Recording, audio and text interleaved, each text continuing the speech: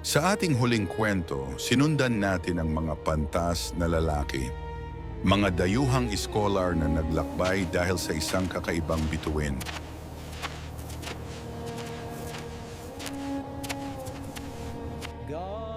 Ngunit bago nila matagpuan ang bata, kailangan muna nilang harapin ang isang hari.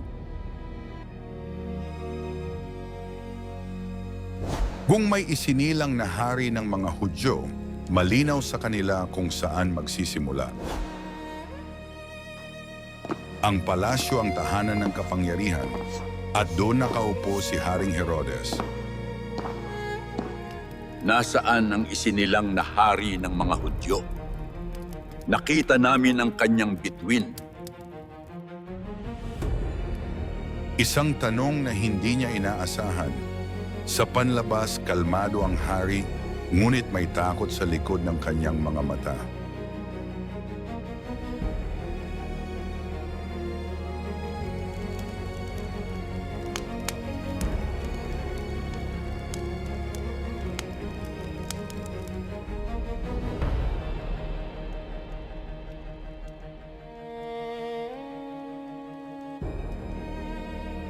Tinawag niya ang mga saserdote.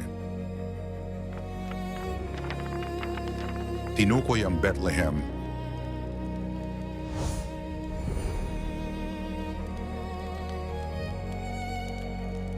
Ipagbigay alam ninyo sa akin upang ako din ay makasamba.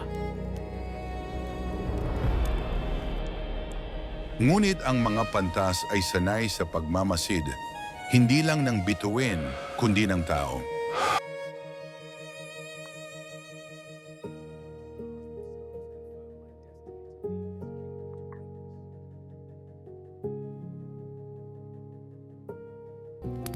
Matapos nilang matagpuan ang bata, dumating ang babala.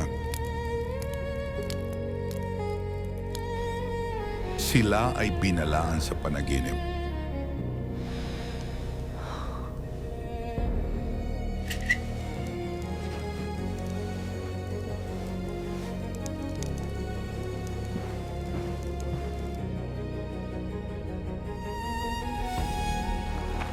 Tahimik silang umalis gamit ang ibang daan.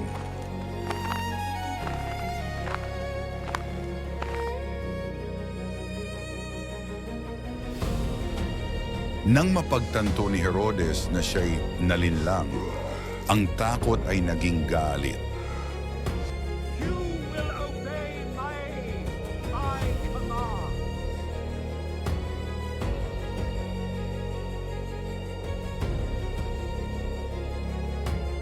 At naglabas siya ng isang kautusan, patayin ang lahat ng batang lalaki sa Bethlehem, 2 taong gulang pababa.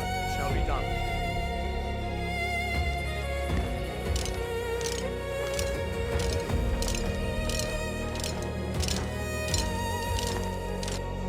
Isang trahedyang tinawag ng kasaysayan, ang massacre ng mga sanggol.